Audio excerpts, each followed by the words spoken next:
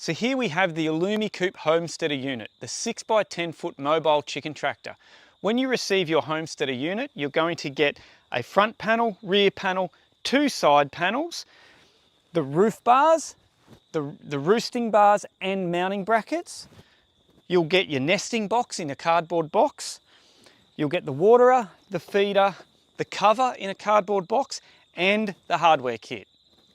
Now the first carton you want to open is your hardware kit because that contains the instructions on putting this together. To get started, grab your end panel with the mesh facing in and the roof bracket facing in.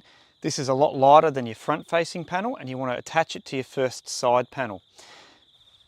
The mounting holes will be covered with tape. This is simply to stop critters getting inside.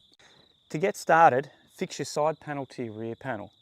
Take the 90mm coach bolts that are supplied and place them from the rear through to the front with the wing nut on the inside. You may need a hammer just to seat the coach bolt flush with the frame. So the next step is to install your ridge pole with the bracket facing down and using the 65mm carriage bolts to install it at either end. So in your roof kit, you're going to receive 6 rafter tubes, 2 short and 4 long. The 2 shorter versions are for the middle. You'll install this using a 45mm bolt to the roof section using a wing nut and then a 65mm carriage bolt through the frame fastened with a wing nut again. So when installing your roof rafters, it's best to install your bolts at either end first before you fasten either of them, just to give yourself that little bit more tolerance to make it easier to install. A common issue people face when setting up their Alumi-Coop is getting to the final roof bracket may not line up with the hole here. The trick is leave all the bolts on all 6 roof supports loose so that you can simply move the coop a little bit, just shuffle it, and it will then line up with that hole. You can put it in and away you go. So once you've got all the bolts in, go around and tighten them all up, but that is the trick. Remember, keep all 6 of them nice and loose until you've got them all lined up. Just shimmy the coop to get that last one to line up and you'll be good as gold. When it comes to fitting the wheel to your wheel bracket, you want the short length to the outside. So place the wheel up, or the bracket up onto the wheel, and the bolt goes from the inside to the out. On the shank, there's a square head. You have a square head or a square cutout on this side, the long side. So push it through the wheel. That square section will fasten into the bracket, and then put your nut on there. And you want to tighten it up just enough to take that play out. So it will close the bracket up a little bit, but we're just going to tighten this up, take that play out, but we're not going to squeeze on the wheel so as to prevent some of the rotation. Now to put the wheel on, prop the back of the coop up with a brick or a block to take tension off the cable of the wheel. To take the large bolt, place it through the wheel and into the bracket. Then on the coop, you want to pass the bolt through here after you've placed a washer onto that bolt.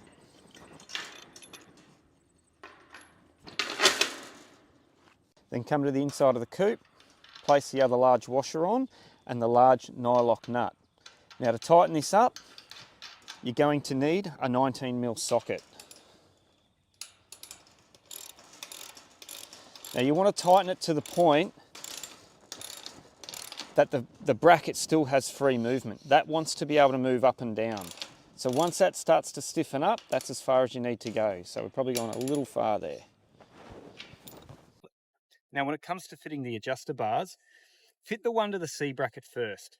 You're using one of the bolts and a little nylock nut. To fasten it, use a 10mm on the bolt side and an 11mm on the nut side. Now, it's the same as with the wheels. You want it to come in without causing this to tighten up. So if you get to a point where it starts to tighten, that has to move freely. So you need to back that off just enough to let it hang freely. Now when fitting the second adjuster bar that's connected to the cable, leave the coop propped up like you had it for the wheels. So leave that there, and there's several ways to install this. You can have it all the way up here to the middle or all the way back here. You want to be using 2 bolts. Now, we're going to set it up at this full extension this way. We put the wing nuts to the outside just to make sure that it's not rubbing on the aluminium. So we put 2 in, we set up both sides the same, and we're going to show you the difference that the 2 setups, what effect that has on the coop. So right now we have the adjuster bar in the fully compressed position. This is the shortest they can be. What this means is that as you come back to the coop, the back of the coop, there's more tension on the cable, and we've got this gap here, and we've got about 1.5 to 2 inches at the back as well. So that's not a problem. What that means is that when you lift this bar at the front, you're getting a lot more clearance at the back of the coop to move it around. So it means that on ground that's a little lumpy from maybe cow pugs, it makes it easier to move. The downside is that it's not sitting flush on the ground, which can be an invitation to pests such as foxes. So it's in this situation where if you have a fox problem and you want it in the fully compressed position, we recommend having some other deterrent. You may own dogs. We do have the Predex system, that is the miniature hot wire system. That solves that problem as well. You may have your own solutions as well. It's a fantastic way to set the coop up for ease of mobility over rough ground, but it does create that little issue with that gap at the back. It's not a problem for the chickens, but you may be inviting something to try to have a crack at getting under there. So now we've got the coop set up with the adjuster brackets at their fully extended position. These last 2 holes. There is a middle ground, you can do it halfway, but what this setting does is it means that the coop the entire way round is sitting completely flush on the ground, even at the rear. And then when we go to move it, it still gets good clearance at the rear. You can still move it easily. It just means if you have big tufts of grass or cow pugs and there's a big lump, that might be a little bit hard and you got to put a bit more grunt into it. But it leaves the coop sitting flush on the ground. And the recommended position is the halfway. It still has the rear of the coop sitting very flush with the ground. Gives that good security, but it ensures it gets up that little bit higher when you're moving it. It also maintains good cable tension so the cable never gets stuck in the rollers. So when setting up, if you're not in that fully adjusted forward one, the fully compressed position, to get that extra clearance, just go back one, set it in that middle position. That'll be the best way to go. So once your wheels and your spacers are on, your coop's ready to move, lift your bar and away you go. So we're now ready to put the tarp on. So roll that out onto the ground with the clips facing up and the print facing down. So you want to start from the back and work your way to the front with a second person, just lifting it over gently as you go.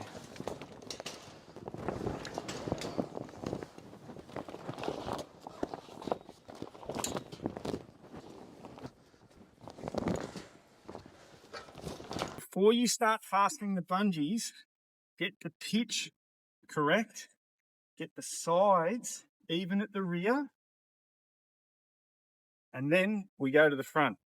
So make sure the pitch on the front is nice and even, and you can get the front to run through to those stitch marks. Once you've got it in that position, you can start to put your bungees on. It doesn't really matter where you start. The one thing you've got to remember, if you're doing this on a really hot day, you're going to have a bit more flex. If you're doing it on a cold day, it's going to be a bit more taut and tight. Now, over time, this cover with the hot and the cold is going to really start to fit itself perfectly to your coop. So that's why you just want to get this fitting first up correct, so that as you put your bungees on, it's all the same down both sides of the coop and the front and the rear. Now, when fitting the bungees at the front and the sides, you're putting it through so the ball goes there, then you're putting it to the cage, like that. You are not going through the frame. It stays on the outside of the frame. Now, when your coop's new and you're putting your chickens in there for the first time, you want them to be laying in the nesting box. So don't leave the curtains down to start with. Roll them up. By having the curtains down, you're creating a nice private space in the corner here, and the chooks may decide to lay on the ground there. So take the curtain, it's all beautifully designed and built, roll it up, and fasten it with these ties. And that way, the only private space left in the coop is inside the nesting box. And hence, they're female, they're laying an egg, they're having a baby, they want a private space. So provide them only one private space to start with. They are chickens, even in very cold temperatures, they're okay without these curtains there. We've had ours in a colder climate for quite some time, well, cold winters. We've never put the curtains down, not once. Now, when fitting the bungees to the rear of the coop, unlike the front and the sides, you're actually going to go under the frame, like so. Now, to do this, you want to prop the coop up like we have here. That makes it a lot easier to get your hand under there and drag it through. But just remember, bungees front and side go through the wire, not around the frame. And at the rear, these 4 bungees go around the frame. Now, once you've got your cover on, it's time to put your nest box in. You have to do this cutout. We've changed this. It used to be that there was a big box here that you would cut out. It's now just a H, 2 verticals and a horizontal. Cut to those lines. That's all you need to do. So just take your knife, cut the horizontal first. And if you get off the line, don't worry too much on this one. And then we cut our verticals. So you can stretch it back and see where it starts.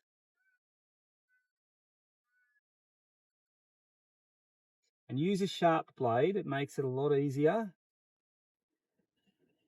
Right, that's one side, and then this side, you just stick to those lines. Don't cut any further than what those lines tell you to.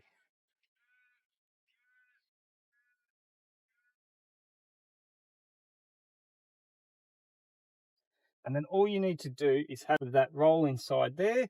Once your nesting box goes in, this can be shoved in under from the outside, and that's what you've got. Now you might think, well, why not just cut them out from the factory?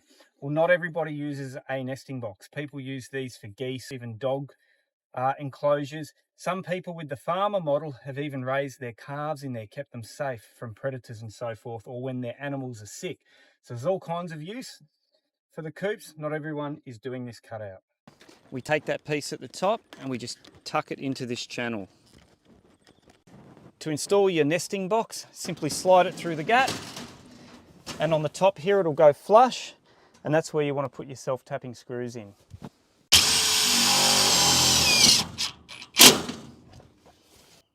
When your chickens are new to your coop, you want to teach them to nest in the nesting box. That's when they lay their eggs, and to roost or sleep at night on the roosting bars.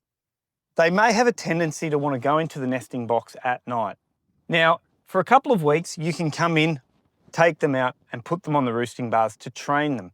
The other option is, with the dual bracket system of the nesting box, simply fold up the perch. This is a perch, this is a roosting bar, to block them from getting in. Then in the morning, simply put it down. Now, yes, you have to come into the coop to do this. Shortly, there will be a mechanism on our website where you can do that from the outside, and we are working on a mechanical or electrical version that'll do it automatically for you on a timer. That's coming, but for now, try to keep your chooks out of your nesting box at night, just so they don't mess up your mat. But the worst thing that can happen is you've got to take the mat out and shake a bit of poo off. But try and train them to stay out of there at night.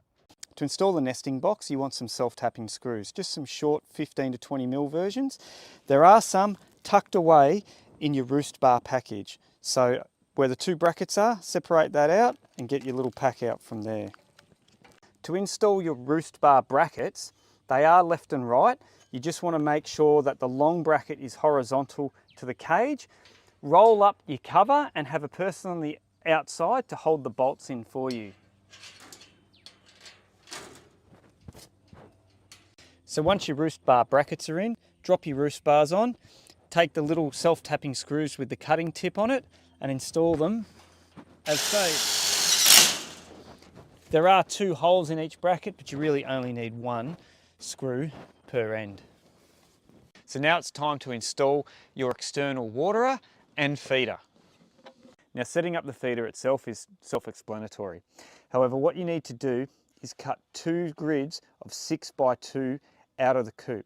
So count 1, 2, 3, 4, 5, 6 squares up, then have 1, 2, 3, 4, 5, 6 cut out. A gap in between and repeat the same again.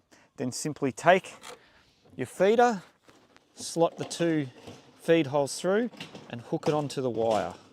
And you're it. That's done. Put the lid on, away you go. Now you can cut this mesh with a pair of side cutters. It's very easy to do. What I like to do is take an angle grinder with a grinding wheel and just tidy up these little edges here. Makes it easier to install the feeder. Now with the waterer, it's a little bit different. You still come up 6, 1, 2, 3, 4, 5, 6 squares, but then it's only 1, 2, 3, 4, 5 squares high, still 2 wide, and the middle one, you need to leave 2 rows and then repeat again. So to install the waterer, leave the cups out for now, pop it in, make sure your 2 holes in the waterer line up with the holes that you've cut, make an adjustment if needed, then head inside the coop. Simply place each waterer through the holes provided with the grommet on the outside and head back out. And then to finish, take the plastic wing nuts and place them onto the thread of the drinking cups. And then place on your latching lid. And there it is, your completed Alumi-Coop Homesteader unit. The most amazing mobile chicken tractor. Well, mobile chicken coop. You've got your external feeders, you've got your internal roost bars, internal nesting box, and external egg collection. This is super convenient for you, the user, and super healthy for your chickens. Moving this is super easy. Lift the front bar, it lifts, pushes the wheels down, and away you go. This ensures that your chickens stay healthy, and with the feed system that's been designed, there's no lost feed, there's no attraction of rodents, especially when you're moving it, because there's nowhere for them to nest. This is such a great system, removing all of the problems that are associated with static chicken coops.